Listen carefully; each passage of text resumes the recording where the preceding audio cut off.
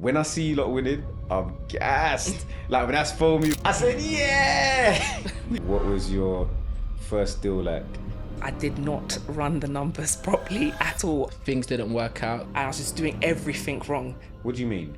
I literally drove everybody crazy. I lost time and money. To have another complaint. Okay. It's about Afolabi. What was your max bid at auction that day? So you was bidding me up. Welcome back to another episode of the Property by Kazy podcast with myself, your host, Kaz. Each and every week we are joined by an amazing guest. And this week you got the 2-for-1, two amazing members from the PBK community. I'm proper gassed about this episode. It's going to be a great one, I already know. Angela, Afalobi, how you doing? Yeah, I'm all good, thanks. I'm really good, thank you. Thanks for having me.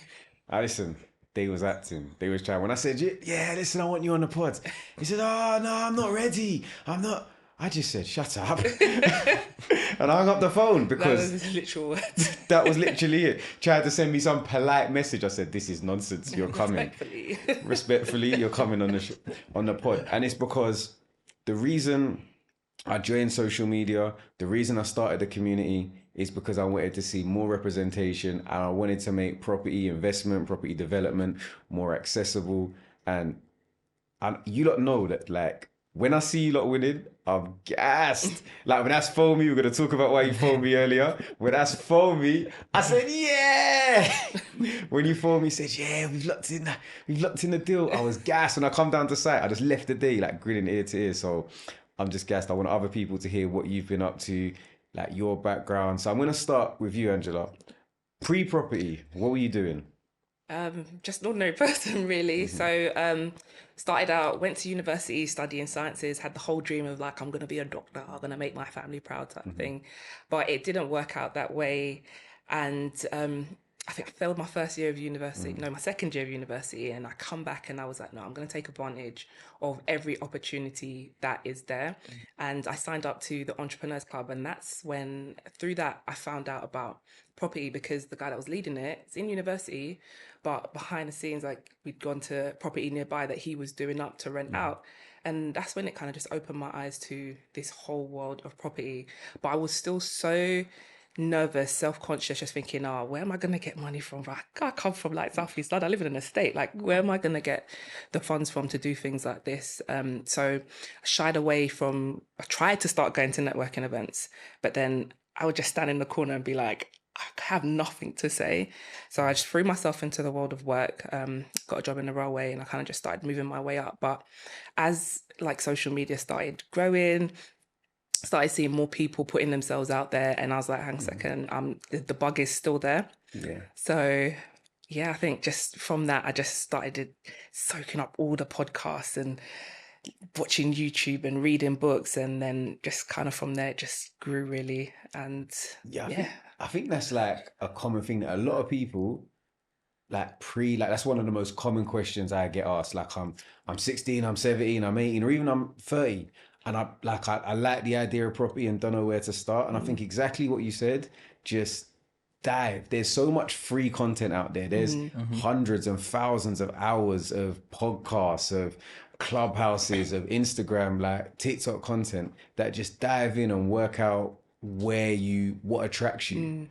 So you did that. And I think also did you find, I guess, a lot of your inspiration of I need to push myself forward, I don't want to make mistakes, I don't want to like make mistakes again, came from actually, like you said, like failing your first year? That was like a catalyst to say, I'm going to join the Entrepreneurs Club, I'm going to take advantage of more opportunities. Yeah, I think that was the thing, because I had to pretty much beg to come back to university. So it was the second year that I failed, and the first year I did really, really well. So just some stuff that was going on at home. So from that I realized, okay, do you know what am I doing? I'm kind of just coasting. I need to just push. I need to try. And then it was just off of the back of that my eyes started opening to like how money's really made and all of these different things. Because I was just thinking that the best thing that I could do was to become like a doctor, but seeing this other side was just massive. And I think there was this passion and there was something inside that's like, I like that whole renovation process. I like homes under the hammer and things like that. But can I actually do it? I think that I can, because if this guy can do it and he's young, why not me? Yeah. No, definitely. I think that's the good thing about when you find people within your circle, whether it be non-immediate, and sometimes you've got to go away from like your close friends and like gravitate towards the people that are doing what you want to do because you're Yeah. going to learn from them just by being in the same places, same rooms. Networking can be hard sometimes. It can be awkward. I've been there. I've been the guy that's like been at a networking event for 3 hours and pretty much just spoke to myself, been on my phone playing a mad minesweeper in the corner. But yeah, and then As, what about you? So what's your background? Because you've come from a different space. Yeah, so a little bit different from your background. I came through like the sports space, so I used to play football for majority of my life, and then I think after that, the natural progression is into like coaching, which I tried, found out weren't really for me, and then tried to study a bit as well. Little fun fact: I even wanted to be a physiotherapist at one point. Yeah, reason being because I was just curious about the body and injuries and injury prevention and how to really like optimize, like perform at your highest point. So yeah. Okay, but what was it that made you then gravitate towards property after coming out of football? It was more.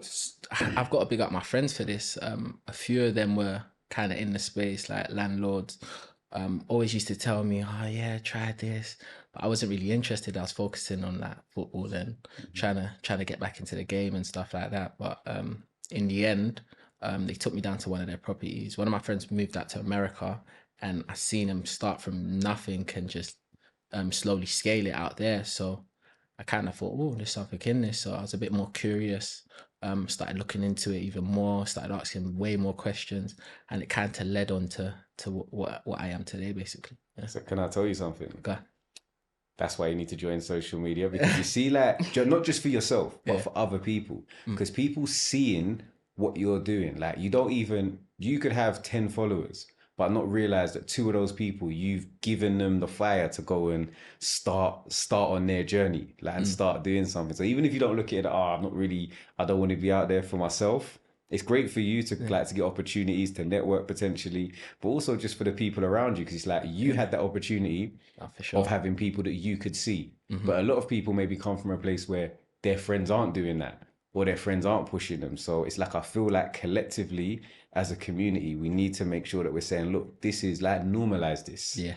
So can we get a commitment that like Do you know what? you're gonna join social media? Listen, I can't commit on camera, but now what I can say is that I feel like I totally agree with what you're saying, but I feel like for me right now, I'm more in the business and I'm still learning. I'm trying to still figure out stuff and how I want the social media to go off. I don't think I've got the energy right now to put into it to be as creative I want to be on it. So right now, I think I'm more in the business, trying to build the foundations and then go from there. I think there's an opportunity for a budding young entrepreneur, maybe someone that's currently trying to get their first little contract or something.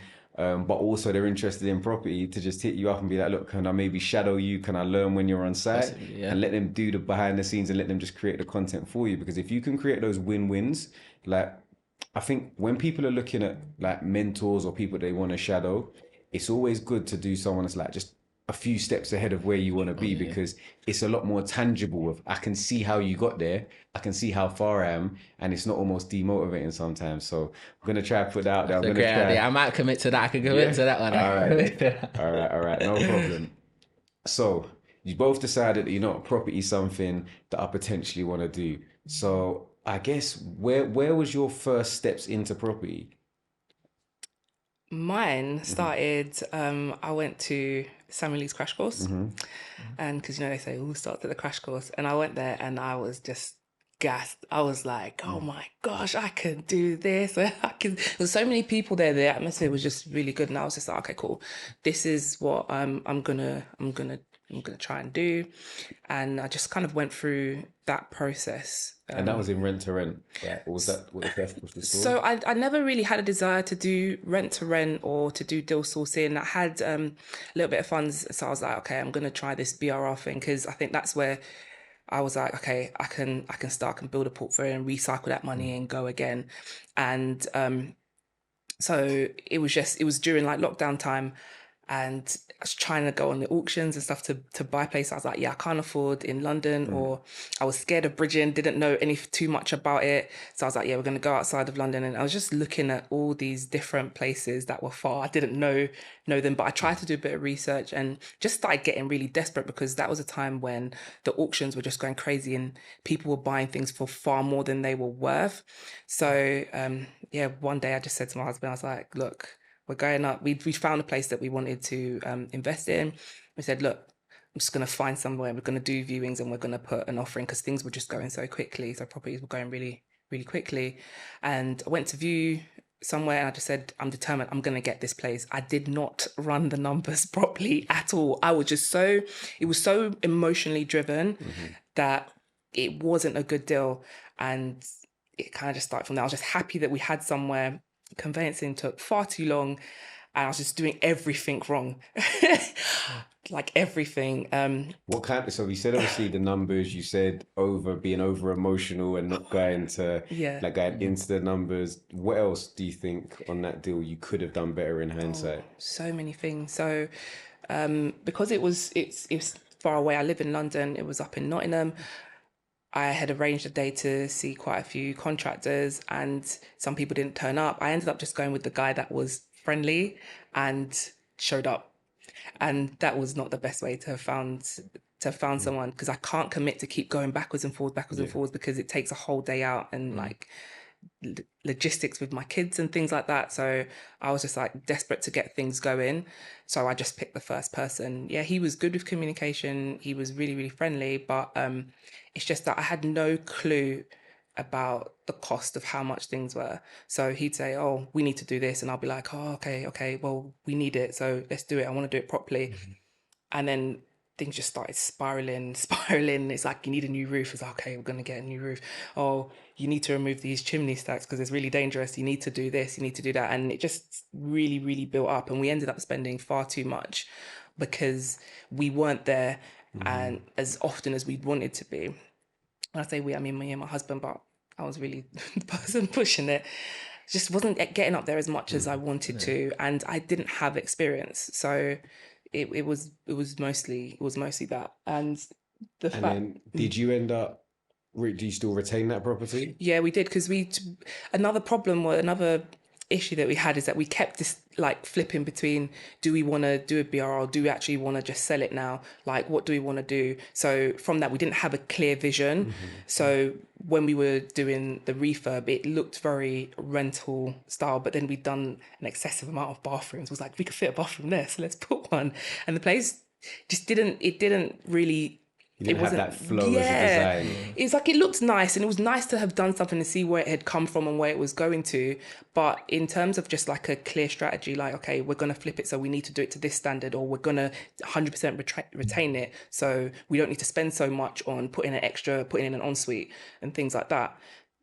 So when it came down to the end and we said, okay, we actually are going to sell it, it happened just after the Liz Truss thing. So the interest rates had skyrocketed. So now all of the people that came to view, it was like, the value was just going down. So we wouldn't have gotten back as much as we had put in. So we just said, no, do you know what, we're going to hold on to it. But then again, the rental also wasn't as strong as it could have been in hindsight. But we still have it now, and it's doing well, got some fantastic tenants in there.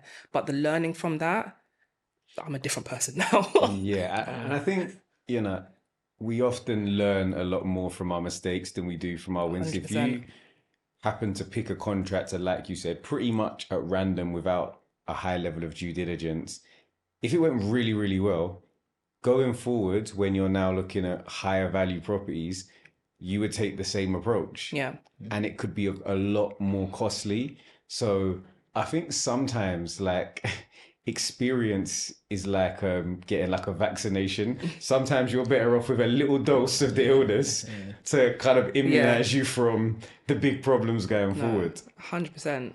I've learned so much. And I think also from that, the confidence that I gained from those mistakes, and now it's different from when someone just tells you don't go out and do this, and don't just pick a contractor based on this, this and this, as opposed to now I feel the pain of it. I know why I'm not picking a contractor based on that. So from that deal, we're just gonna just for people that potentially we're gonna remember that don't get emotional with purchases. Just because everybody's buying doesn't mean you just start saying take my money. Yeah. You still live in your numbers. Take the time to really understand an area and then values when it comes to GDV. I think with build costs, obviously there's some stuff that you have to do, but try and work within a preset budget. Have a plan in place. Obviously, it's always good to have a plan B, but have a plan in place, because then your design, your spend, your finish is all linked to that end goal of a plan. And then I guess where possible, just try and be not necessarily hands-on, but a little bit more on top of everything overall. Yeah. And I guess ask a second opinion sometimes was probably a lot of the learning curves from that lesson. Yeah. But I guess that's where, and that's one of the reasons why like I created the community. It was me thinking about what would I have wanted starting out, and I think just a sounding board to be like, this person said this, what do you think? And I think is what potentially can save you, a lot of time and a lot of money, hopefully, in property. For sure. That's massive, because it was actually from the community and from your project that I learned a couple of little tricks and things for the project when I did my first London one. So I knew that, okay, this is going to take a bit of time, because I'd had a conversation with As, and I knew that, okay, cool, I need to get the license to alter agreement. These things are important, and just different party wall agreement, all that kind of stuff. And just came from these kinds of conversations that that sprung up from within the community. So yeah. I think because it's like, property, when you see it online, what you see is, I've just bought my property, picture with the keys, and it's like, that's the accumulation of buying a property or doing like a refurbishment project. But like you said, you might have a license to alter, building control, party wall agreement, structural calculations. Then you've got the order of work, so your schedule of works, understanding what goes first and not putting the cart before the horse. There's so many like little intricacies that you need to kind of understand, and it's not that they're overly complex, but it's just a lot to kind of keep up with early on until you've done it once. Yeah. So that was first deal. Afs, in terms of your sort of first step into property, what was that like for you? Again, I got to refer back to my friends. So again, I seen them do a few buy-to-lets. So one of them actually like kind of forced me into the process and showed me from start to beginning. So I saw when he purchased the property, him going to numerous viewings. I'm following him sometimes to these viewings, looking out for things, deals falling through, and then actually getting a purchase and then putting tenants in, doing it wasn't a big renovation. It was just little, decorations and I think it was a new bathroom, and that was a bit about it. But again, just like appraising the deal and stuff like that. So that kind of gave me a little, again, I wasn't really interested, but I kind of saw it from a little distance, and I thought, okay, all right. And then that just naturally progressed into my other friend now doing the same thing to me, like, look at this deal, look what I found. And then I started being curious, like, all right, cool. So how does the numbers work, and how do you make money from this? Then he showed me by doing this, by renting it. So then I gained the confidence, I guess, to actually do the research myself. And then started going on like YouTube, watching videos, listening to podcasts. And then from there, it just built and built. And then I got recommended to obviously that PBK group, and your channel as well. So then I started watching it and thought, you know what, this makes sense, and I wanna go forward. Okay, so let's fast forward. You joined the community. What was your first deal like? First deal was before that, I've got to admit, I looked at other deals, things didn't work out, because I know a lot, like in this day and time we're in, like a lot of people don't show the actual losses first. So again, there was so many deals that fell through that I didn't actually get. I lost time and money. And then funny enough, before this actual deal, I had another deal I was looking at auction, the same auction. Again, that got withdrawn, I think a few days before the auction. I think it was the second. I think you looked. I think it was the second time it got withdrawn as well. Withdrawn, right? yeah, So you were yeah, looking at it like, oh, so it was like that build up of. Build up. I've done my numbers. I've done the legal pack review. I know that this one's good. Good. It got withdrawn. And he's like, oh, it's back in auction. back No in problem. auction, We're gonna yeah, go no again. problem, yeah. Do you know what's so random? You're gonna randomly see it back again soon. Yeah, and I think actually, yeah, it came on like, I think after I completed on this one, it came on like a month after. And then funny enough, I see it on Rightmove the other day, and someone's basically done the same thing I was going to do. Yeah, so, that's good. So it's all good. Yeah, and then went into the group, found this deal, and then done the numbers, spoke to the solicitor in terms of the legal pack, spoke to my broker, he sorted out the numbers in terms of the bridge, and then just went into it really. Mm-hmm.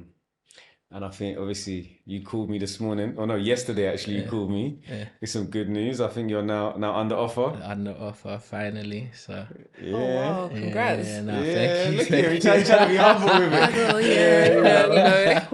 By the way, I've served. Do you want to hear something funny? So I was going to see it. I said, let me go and see the project, like when it's all finished and what have you, just see if I got any feedback. And I'm like, this is nice. And I'm like, oh, this is nice. Like, oh yeah, I like the sofas. Oh yeah, I like that mirror. I had that one. He said, no, that is your mirror. He took your mirror. He got my mirror. Stole his mirror. He gave him the mirror. Wait, how? My dad. Makes sense I was now. mad laughing. I said, nah. I was like, oh, you got the same one? He said, nah, I got your one. Yeah.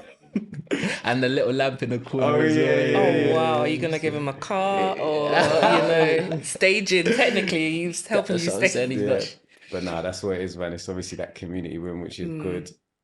And then you've now, obviously, since that first one, you're now onto basically a sort of push into completion for project number 4, I believe, for you now. Yeah, so Purchase number 4, is that right? Purchase number 4. So that's interesting. So I'm doing this with a JV partner.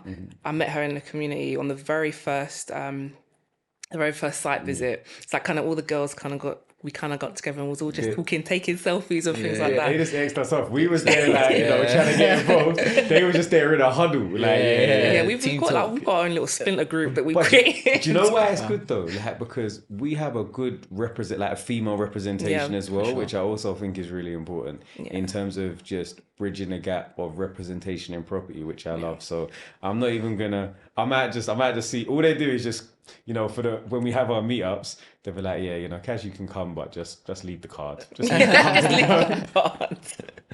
Yeah.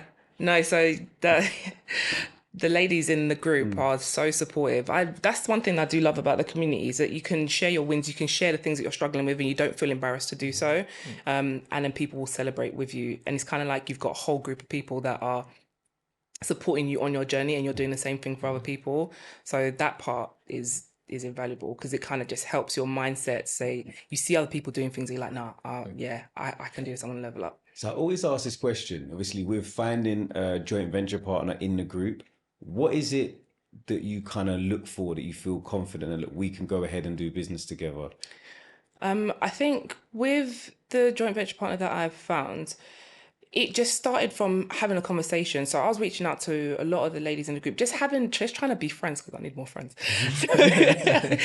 So just trying to be friends, and then we'd have conversations, and then we had a meet up, and it's just like we developed, us two in particular developed like quite a good friendship, and we said, okay, cool, you've got a bit, I've got a bit, like let's try and put that together. And it was just through that general building of a relationship that we just realized that we work well together. We have a similar vision, similar end goal, and we want pretty much the same things. Like, we're both was having a conversation about this yesterday. We're in a very similar kind of situation, in that both of our husbands, they're like really supportive, but they're not too fussed about property. But whereas we're like, okay, we need to, what's in the next auction? Like, what's going on? So I think that thing, kind of just having those things in common and the same kind of drive and vision, that's what I kind of looked for. And the fact that seeing that she complements me, so areas that I may be a little bit weak at, she is a lot stronger at, and vice versa. So that was good. So I saw that we can work well together,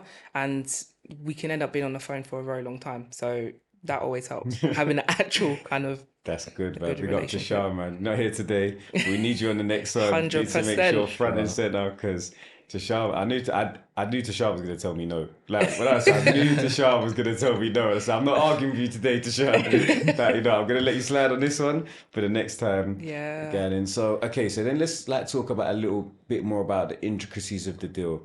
So with this one, whereabouts is it located, and what's your plans for the property? So this property is in South East London in Catford, very, very close to home. And so it's currently configured as a 2-bedroom. And we just wanted to kind of keep it as so, but we knew that we could uplift it. We could do a lot more with it. We saw that there were some properties we're in a conservation area, so it's really nice, like big, old. How big is it? This particular flat is 73 square meters. Yes, it's a good size. Yes, it's a decent size. And we were just thinking, just Instagrammable, like amazing open plan kitchen living and all of that stuff. And we knew that we could get strong end value. So I had some agents and come round, because one thing that we was able to get with this project was access before completion. And that just meant that we could kind of get the ball rolling beforehand. Another trick that I learned from Asir. And so when we was able to get agents around, things like that, they were saying that the end value would be quite strong. So that's what we was looking at. But when you came round to have a look, we was just talking and was like, this could actually be a 3-bed. And I've always been a bit weary of 3-bed flats in London, because I feel like if people want a 3-bed, would they not just want a house? But I think it actually, to convert it to a 3-bed, involved less works. And as much as it's not as Instagrammable and shiny and flashy as what you normally see, it makes more sense. So that's kind of the route that we went down, because it just means a lower build cost and stronger end value. So that's kind of where we're at. I think it ticks a lot of boxes as well. Like when you look at properties and you look at comparables, particularly in London, where we're really, really sort of saturated when it comes to space, having off-street parking, having direct access to a private garden, being a good size in the first place, a layout that's functional, so still got a good size open plan kitchen, living room, and 3 good size bedrooms. Potentially, I know you looked at the option of en suites as well. I know obviously everyone's a little bit cagey when it comes to numbers, but my thoughts were, as a 3-bed, there's going to be a lot of people that prices in Catford have gone from your average 3-bedroom home was around, depending on condition, around sort of 525 to 575, and they've gone up, over the last year or so to probably around the 675 range. So a lot of people have been priced out of the house, but still have the number of occupants. So I think you're going to be in a really good place. And I told you, I said, look, I'd give you a personal guarantee on end value. So that's good. So that one, I think, am I right in saying your purchase price is around 300? Yeah. And what's our target for end values? Because I'm working with Tashan, who is really conservative, and that's what I love. That's what I love about her, just keeping it real. We're saying about 425, but the comparables say that we could push for a lot more. And when I had an agent come out, he was a bit more excited than me, which was interesting. And he was saying about 450, 475. So yeah, that's what I'm gonna put my neck on the line on camera and say 455. Yeah, you know what I mean, 455 under offer, great first time buyer, move quickly, complete in 6 weeks. That's what I'm putting out there for you, and I think that's what is very, very achievable, and they're good numbers. And I remember when I first spoke to Tashan, and like her thing was, whatever I do, I need to make 50,000. Whatever I do, I need to make. That was I need to make 50,000. It wasn't comparable of percentages or whatever. It was just in her head she had this number. And I think it's good to have a goal, but at the same time, like you, because it's Tashan's first deal, isn't it? So sometimes the experience that you get, there's a non-monetary value in that space as well, because you build relationships with local agents, with new tradesmen, with potential business partners, and then just your own experience to have the confidence to go ahead and do things in your own mind. So for a lot of people that are maybe stuck in that analysis paralysis, sometimes you still got to do the numbers, and the deal's still got to be relatively safe. But sometimes a safe deal with lower margins is better than sitting on the funds and letting it being eroded by inflation over, a 12-month period. 100%. So that's Mr. Numbers. That's is smiling right now. He's under offer. He can't. He's smiling because you and your works are more involved. Yeah. So you had a rear extension. Yeah. Wraparound. Yeah. Wraparound rear extension, which interestingly, actually, because you're a flat, it still would have been full planning. Yeah. But so at the moment, you can do a side extension under PD and a rear extension under PD. But that little triangle, that little square in the middle, you can't infill. But they spoke recently about making that whole wraparound PD for like detached, semi-detached houses, which, you know, could potentially be a game changer in terms of doing something under PD, which, sorry, for those that aren't familiar, is permitted development. But you had to go for full planning. How long did your planning take? Planning took about, I'd say about 2 months, about 8 weeks, 8 to 10 weeks around, something around that, yeah. But what you did that I think was quite clever is whilst the planning was ongoing, because it was either your kitchen was still going to be in the same location pretty much regardless, it was just whether or not you could extend. Yeah. So you did all of the works up until that point. So you didn't say, oh, well, I've got 8 weeks, let me relax. Yeah. You took that 8 weeks and got as much work done as possible. Which off the back end means, you know, if you finish 2 months earlier, your cost of finance drops, your ROI goes up, and you're ready to go again a lot quicker. So your return on investment increases, you know, significantly. So yeah, the wraparound extension. Yep. Internally, all of the walls stayed in the same place, didn't they? Yep. Yeah. So originally it was a 2-bed, ground floor apartment. Seen the garden, it was huge. So thought, yeah, let's see if we can get planning to put a wraparound extension in there. Yeah, like you said, all the other walls stayed original. The only thing I did was add a ensuite to which was the living room, which is now the 3rd bedroom. Wouldn't it be nice to be able to go to your social media so people could see this? Wouldn't that be nice? What we're going to have to do, you can't even buy it because it's sold. We're going to put a link to the Rightmove ad while it's still there so you can go and see it, because he did this really nice ensuite. But it was like a concealed ensuite behind a walk-in wardrobe. So you got the wardrobe doors. You're gonna have to envisage because you can't go and see it. Do you know what? The editor will put some. we're gonna try and put something in. Yeah. So I'm gonna be. So you got the wardrobes either side. Then what looks like a door. You open a door and you go through to a really nice wet room. A really good standard of finish. Yeah. So you bought for how much? 352K. 352,000. What was your max bid at auction that day? Do you know what? I was gonna go all the way to around like 370. You know. Okay. I was gonna go to 370. So does it not annoy you? Did you do it online or in person? Online. When like you feel like you just want to say, just stop, like just end the auction, like they're like for the 3rd time. Final time, you're thinking, oh. I got a funny story because when he was doing that, it froze. I was like, what's going on? And then next image, it was like, you won. I was like, oh, yeah, I was getting crazy, like running around and like. Hey, that moment must have been like a proper like accumulation of distress, missing out on the other one, and just buzzing. All in one. It was crazy. That must be nice.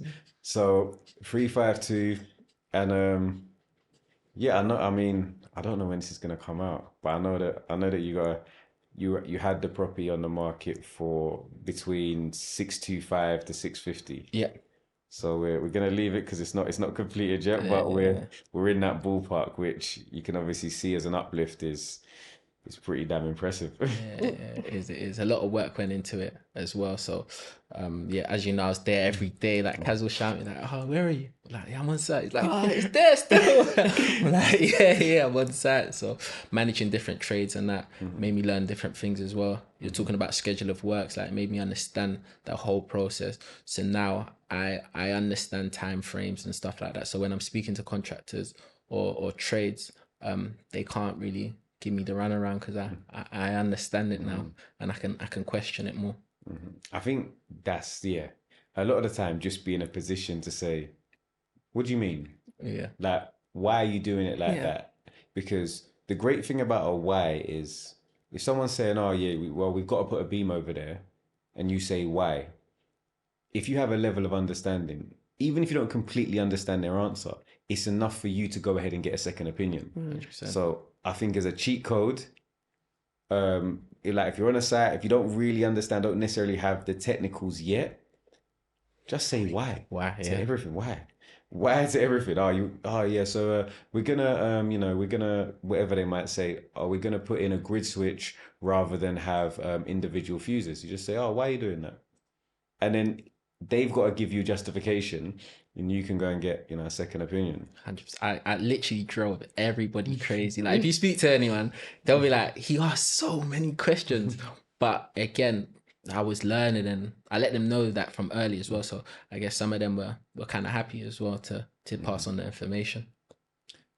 What do you think was your sort of biggest learning curve throughout? Because that's quite for a first project in terms of having structural works, rear extension, planning permission, which is obviously very brave and commend you for it. What do you think was your biggest learning curve from the process?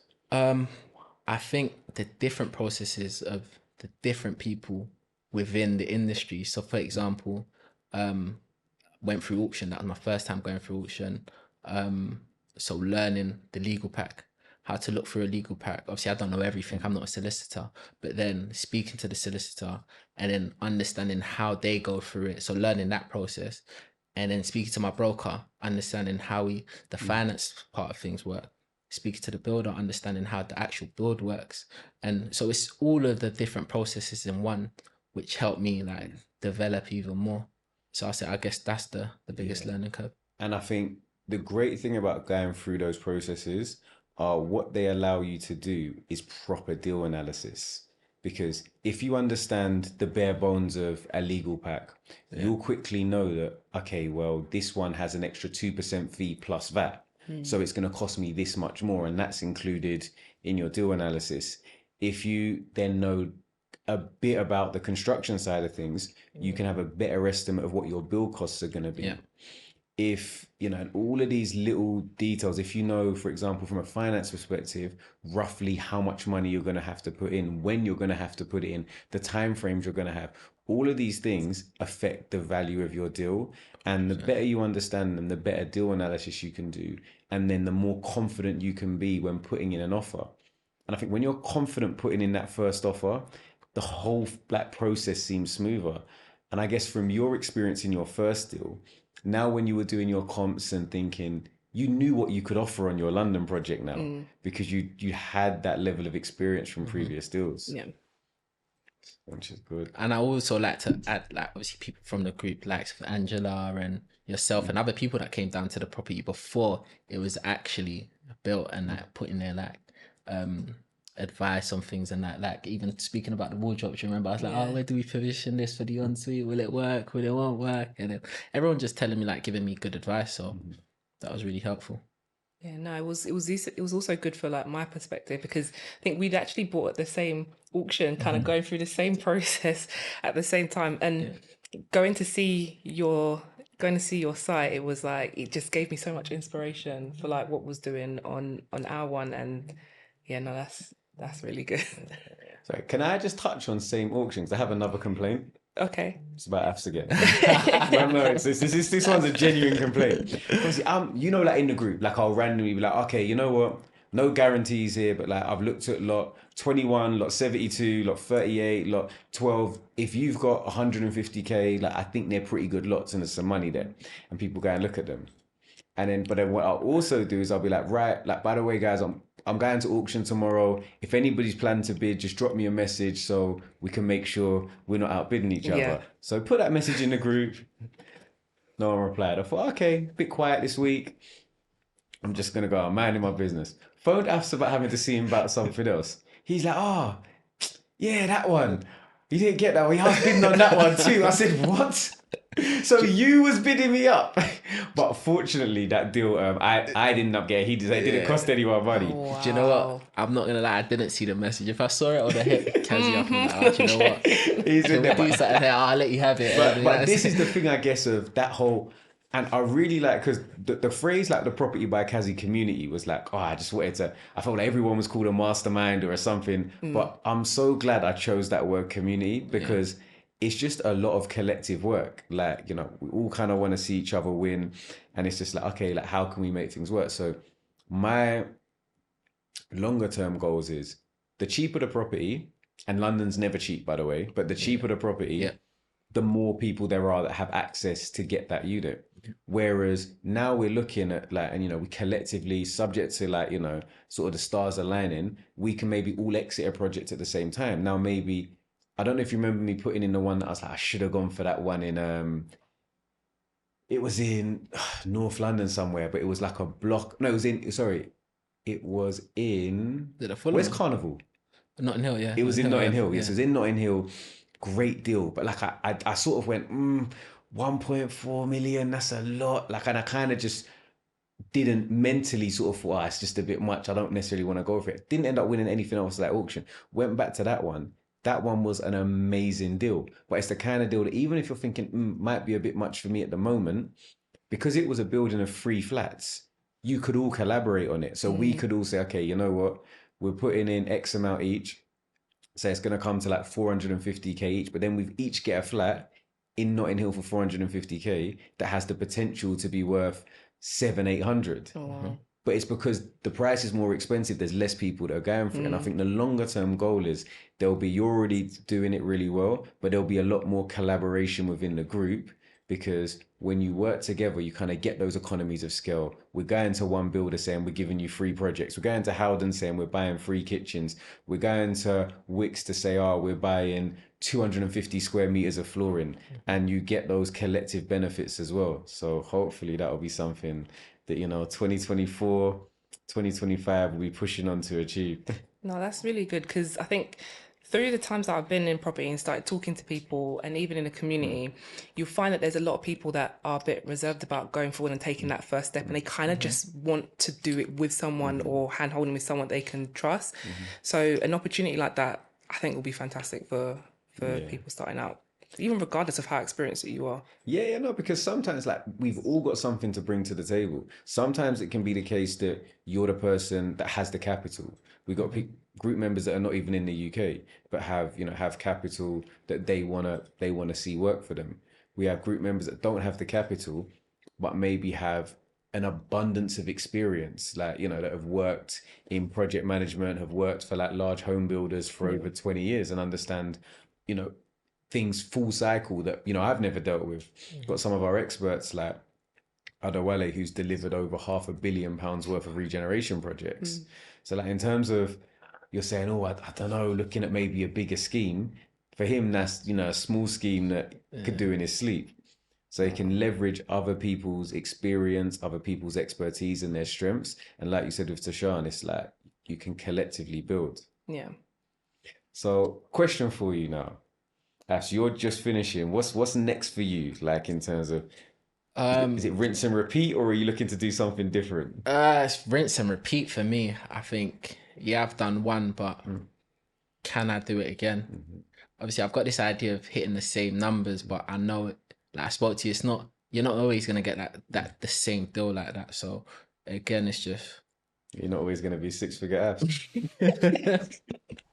we can't put that out there yet, but it's just coming to realization and just thinking about more of like return on investment side of things, and going again, and you might have a deal that's smaller numbers, but you'll be able to exit much quicker than. And it's that annualized ROI, because Exactly. making 40,000 in 6 months is the same as making 80,000 in 12 if you use the same money. Exactly, and more time is less work as well. So. I think that's where I am at right now. But I've been looking since literally the build stopped. Like I was back out there just looking, and I think it's because you've been looking at a lot of auction. You like literally have to wait because you need the funds to come back. But maybe obviously start trying to look at some bits on the open market. And like pipeline is a massive word in property, because the sign of a good developer is a broke developer. You be completing and you're linking, your sale to a purchase of another property where possible, or have something lined up. So I think that's in terms of targets for you. It's pipeline and volume. That's volume, it. Like rinse and repeat, pipeline and volume. You got the formula now. Got the team. You're surrounded. Angela, obviously you're pending starting this project. So basically, when do you hope? Like we want some commitment. When do you hope to exit this project? So looking at like latest end of the summer. End of the summer. End of the summer for Going to this be one. utilising that garden, making it look nice. Utilising that garden. Exactly. Okay. And in terms of, from what you've learned on previous projects, what are you going to implement to make sure that you maximise that GDV? I don't know. Doesn't it depend on like each project? I think being able to go in and see, like, now because of the experience, being able to go into a property and say like, okay, for this one, this would be what's best for that. So is that what you mean? Yeah, because I guess because of previous experience, you're now maybe not realize how much more confident you're just naturally implementing these things already. So in terms of your schedule of work, in terms of having a design scheme, in terms of saying, okay, who's going to be my buyer? I feel like when we've had those conversations, I'm not having to tell you any of that. You've already got all of that in your mind, and you're just saying, okay, we're going to deliver. I think definitely around that area, choice of agent off the back end and how you're going to structure your selling process. Yeah. I think that's something I definitely want you to focus on and make sure you pick the right agents, right strategy, right price point. Exactly. And then beyond that, what's your goals going forward? In the short term, there's something that's lined up for after this project. So that'll be turning a flat into 2 flats. So that's going to be exciting. And ideally to do more projects like that where it's where maybe we're taking houses or flats and then splitting them. I like the idea of the title split. See, that's hard work. Because when I was down at a project, it's like, yeah, and we're going to do this. And I'm like, oh, but you don't have to. Because then if you do it like this, you haven't even got to worry about party wall and putting a beam in. No, I want to put a beam in. I was like, oh, this is a whole different, like, I get it from the experience, but you want to spend more. But sometimes it's the learning. I fully understand. Like I got the sentiment afterwards. I'll probably though go forward after we do this next project. I'll be like, yeah, I don't want to do that no more. So just keeping it simple. So excited. Before we get your details, I want from each of you. I'm gonna go to Ash first. Cause I know you're gonna tell me to go to first. I want just from each of you one bit of advice for a budding property investor. Got someone starting out new, starting out new. I would say, I always use this word, but being curious. I think if this is the path you wanna choose, then I think the best thing you can do is be curious, because I guess it helps you to dive deeper than just what's on the surface by asking so much questions. And in an industry like this, which is forever innovating and pushing on, the more questions you ask, the more you want to learn about it, the better opportunities you'll see that people have missed. So I'd say if you're curious about it, go ahead and that's in anything in life, really. Just go ahead and try to get it. Great advice. Yeah. Great advice. Yeah. Actually, you got to follow that. Man. That was a crazy soundbite. Listen, see if you had social media. Oi, exactly. You'd have like loads of followers. I think the advice that I would have to give is that when you're coming into this whole property space, it's so tempting to jump onto the hype of people on social media and say, oh, I want that person to mentor me, or I want to go to that person's training.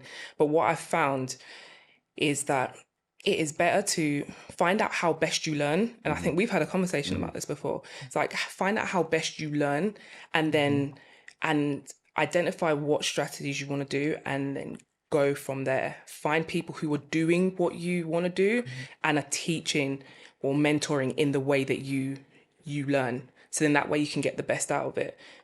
And as a result, then you'll fly. See, you lot are cold. Hey, listen. They're coming very warm today. This is great advice. So for people that want to connect with you, they might be listening to this. How can they connect? What are your socials? So far, I'm only on Instagram and my handle is @reallifeproperty, talking about the real life property journey. Okay, that's going to be in the description so you can connect. If you want to reach Afs, message me and I'll forward the message to or Afs. join the community and then you got direct access to me. Wow. Oh, little plug. That's been amazing. Listen, I knew I was going to be buzzing. I'm still smiling about this episode. If you've enjoyed it, make sure you subscribe. If you've got any comments, you're probably going to have to comment if you want to speak to Ash. Like the video. We're going to be back next week for another amazing episode.